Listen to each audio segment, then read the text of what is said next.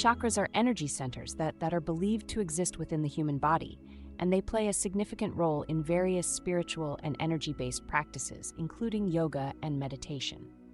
Each chakra is associated with specific qualities and functions. In this presentation, we look at the Crown Chakra.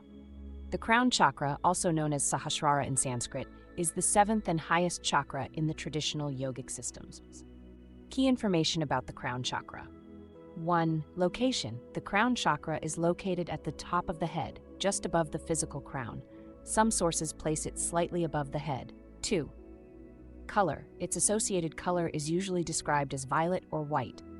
3. Element. The element associated with the Crown Chakra is thought to be pure consciousness or pure awareness, transcending the material world. 4. Purpose. The Crown Chakra is often associated with spiritual connection, enlightenment, and oneness with the universe.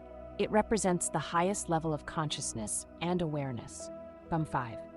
Characteristics. When the Crown Chakra is balanced and open, individuals may experience a sense of deep peace, spiritual insight, and a feeling of being connected to something greater than themselves.